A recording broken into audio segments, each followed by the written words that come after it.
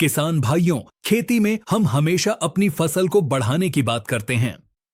हम gibberellic acid डालते हैं ताकि पौधे की लंबाई बढ़े, हम ऑक्सिन डालते हैं ताकि जड़ों का विकास हो और हम साइटोकाइनिन डालते हैं ताकि पौधे में नई शाखाएं आएं।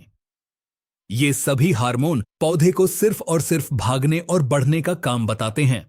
लेकिन सोचिए, अगर किसी गाड़ी में सिर्फ एक्सीलेटर हो और ब्रेक ना हो तो क्या वह गाड़ी सुरक्षित रहेगी? बिल्कुल नहीं। हमारी फसल के साथ भी ऐसा ही है। अगर पौधा सिर्फ बढ़ता रहेगा और अचानक से खेत में भयंकर सूखा पड़ जाए या कड़ाके की ठंड आ जाए तो वह पौधा तुरंत मर जाएगा। कुदरत ने पौधे को बचाने के लिए उसके अंदर एक बहुत ही चमत्कारी ब्रेक दिया है, एक ऐसा हार्मोन जो मुसीबत के समय पौधे को बढ़ने से रोक देता है और उसकी जान बचाता है। इस हार्मोन का नाम है एब्सिसिक एसिड, जिसे विज्ञान की भाषा में ABA भी कहा जाता है। आज के इस महा एपिसोड में हम इसी एब्सिसिक एसिड के बारे में एक एक करके बहुत ही गहराई और विस्तार से बात करेंगे।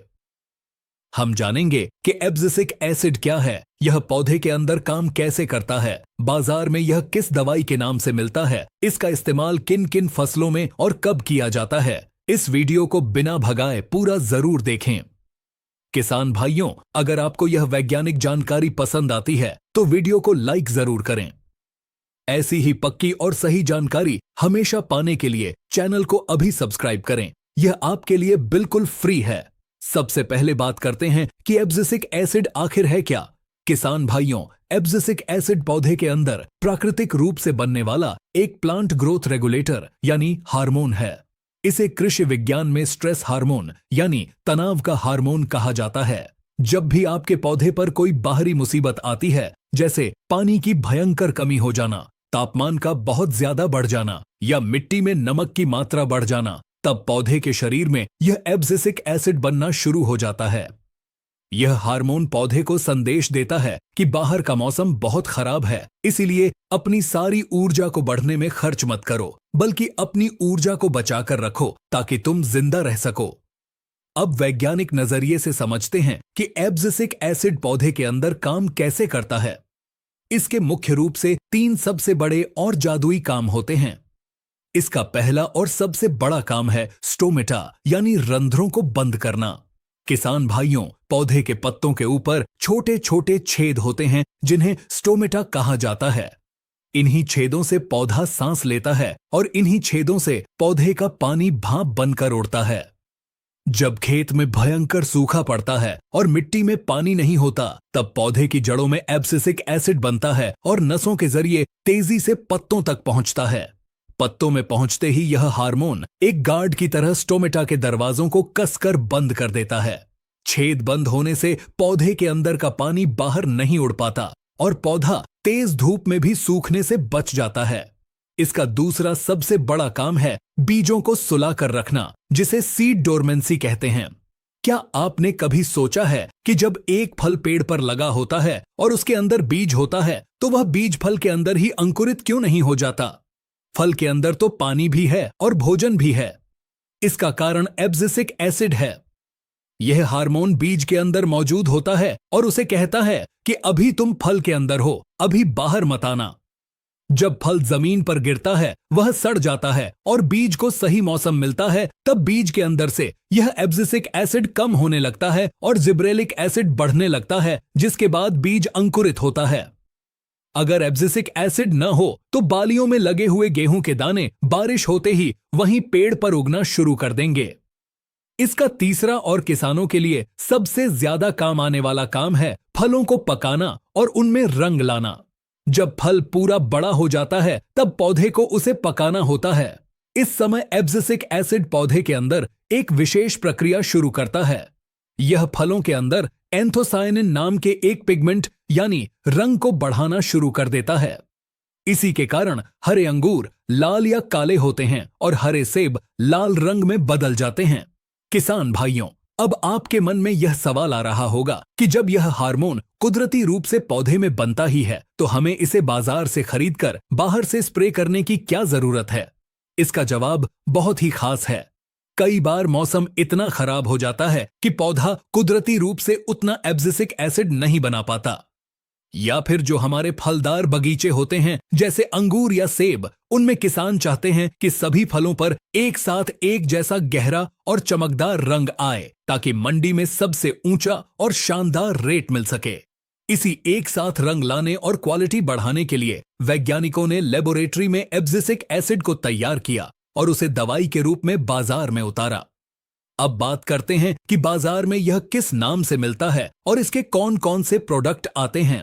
किसान भाइयों, एब्सिसिक एसिड बहुत ही एडवांस और महंगी तकनीक से बनता है, इसलिए बाजार में इसके बहुत ज्यादा प्रोडक्ट नहीं हैं। इसका सबसे मशहूर और सबसे ज्यादा इस्तेमाल होने वाला प्रोडक्ट है प्रोटोन। प्रोटोन दवाई को सुमिटोमो केमिकल या वॉलेंट बायोसाइंस नाम की कंपनी बनाती है। इस प्रोटोन दवाई के अंदर 10% एब्सिसिक एसिड होता है। यह एक लिक्विड फॉर्म वाली दवाई होती है जिसे पानी में घोलकर स्प्रे किया जाता है। अब सबसे महत्वपूर्ण बात, इसका इस्तेमाल कौन सी फसलों में कब और कितनी मात्रा में करना चाहिए।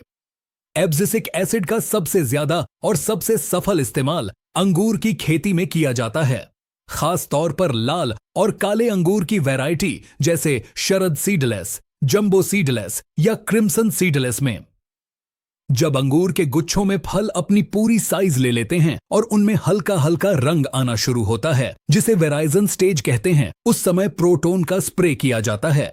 इसके स्प्रे से अंगूर के गुच्छे में एक एक दाने पर बिल्कुल गहरा लाल या काला रंग आ जाता है। इससे अंगूर की क्वालिटी इतनी शानदार हो जाती है कि वह एक्सपोर्ट यानी विदेशों में निर्यात करने लायक बन जाता है। अंगूर के अलावा इसका इस्तेमाल सेब के बगीचों में भी किया जाता है। सेब में जब फल पकने की अवस्था में आता है तो कई बार मौसम में ठंडक न होने के कारण सेब लाल नहीं हो पाते और हरे रह जाते हैं। ऐसे समय में एब्सिसिक एसिड का स्प्रे करने से सेब के अंदर तेजी से लाल रंग आ जाता है और उसकी बाजार कीमत बढ़ जाती है। इसके अलावा अनार, टमाटर और शिमला मिर्च में भी रंग को गहरा करने और क्वालिटी सुधारने के लिए इसका इस्तेमाल कुछ एडवांस किसानों द्वारा किया जाता है। मात्रा और डोज की बात करें तो हर फसल के लिए इसकी मात्रा अलग अलग होती है। अंगूर में रंग लाने के लिए आमतौर पर 1 एकड़ में 150 से लेकर 200 ml प्रोटोन दवाई को 200 लीटर पानी में घोलकर स्प्रे किया जाता है।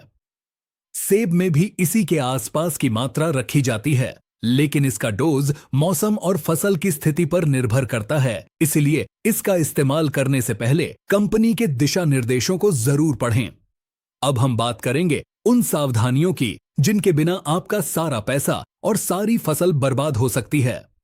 एब्सिसिक एसिड कोई साधारण टॉनिक नहीं है, यह एक बहुत ही पावरफुल हार्मोन है, इसलिए इसे डालते समय कुछ भयंकर गलतियों से बचना चाहिए। सबसे पहली सावधानी, कभी भी एब्सिसिक एसिड का स्प्रे फसल की वानस्पतिक विकास की अवस्था में न करें, यानी जब आपका पौधा छोटा हो, बढ़ रहा हो या उसमें फूल आ रहे हों, उस समय भूलकर भी एब्सिसिक एसिड न डालें। जैसा कि हमने पहले बताया, यह एक ब्रेक है। अगर आपने इसे बढ़ते हुए पौधे पर डाल दिया तो पौधे की ग्रोथ हमेशा के लिए वहीं रुक जाएगी और पौधा बौना रह जाएगा। इसका इस्तेमाल सिर्फ और सिर्फ फलों में रंग लाने और उन्हें पकाने के समय ही करना चाहिए। दूसरी बड़ी सावधानी, इसका स्प्रे हमेशा शाम के समय करना चाहिए। जब धूप कम हो जाए और तापमान थोड़ा नीचे आ जाए, तब एब्सिसिक एसिड का स्प्रे सबसे शानदार रिजल्ट देता है। तेज दोपहर की भयंकर धूप में इसका स्प्रे करने से दवाई उड़ सकती है और फलों पर धब्बे भी आ सकते हैं। तीसरी बात, इसके डोज के साथ कभी भी छेड़छाड़ न करें। अगर आप ज्यादा जल्दी रंग लाने के लालच में दवाई की मात्रा बढ़ा देंगे तो फल समय से पहले पककर खेत में ही झड़ने लगेंगे, जिसे फ्रूट ड्रॉप कहते हैं, क्योंकि यह हार्मोन पत्ते और फल गिराने का भी काम करता है। किसान भाइयों, खेती कोई तुक्के का खेल नहीं है, यह एक बहुत ही गहरा और शानदार विज्ञान है। जब आपको यह पता होता है कि जो दवाई आप अपने स्प्रे पंप में डाल रहे हैं वह पौधे की नसों में जाकर असल में क्या काम करेगी, तो आप कभी धोखा नहीं खाते और न ही आपका पैसा बर्बाद होता है। टेक्निकल एग्रीकल्चर चैनल का हमेशा से यही मकसद रहा है कि हम आपको खेती की किताबी बातें नहीं बल्कि असली और गहरा विज्ञान सिखाएं, ताकि आप एक स्मार्ट, वैज्ञानिक और जागरूक किसान बन सकें। उम्मीद है हमारी इस सरल, सटीक और गहराई से भरी वैज्ञानिक जानकारी ने आपके कई सवालों के जवाब दे दिए होंगे और आपको एब्सिसिक एसिड का पूरा मास्टर क्लास समझ में आ गया होगा। अगर आपको यह वीडियो सच में पसंद आई है तो इस वीडियो को लाइक जरूर करें। हमारा हौसला बढ़ाने के लिए अपने सभी किसान भाइयों और व्हाट्सएप ग्रुप्स में इस वीडियो को ज्यादा से ज्यादा शेयर करें ताकि हर गांव के किसान तक यह सही और वैज्ञानिक जानकारी पहुंच सके। खेती से जुड़ी ऐसी ही वैज्ञानिक और 100% सही जानकारी के लिए हमारे चैनल टेक्निकल एग्रीकल्चर को अभी सब्सक्राइब करें और घंटी का बटन जरूर दबाएं ताकि हमारी नई वीडियो सबसे पहले आपको मिले। अगर आपके मन में कोई भी सवाल है या आप खेती के किसी और हार्मोन जैसे जिब्रेलिक एसिड या साइटोकाइनिन पर ऐसी ही विस्तार से जानकारी दी है, चैनल पर अपलोड है, उसे जरूर देखें और कमेंट बॉक्स में लिखकर हमें जरूर बताएं वीडियो कैसी लगी।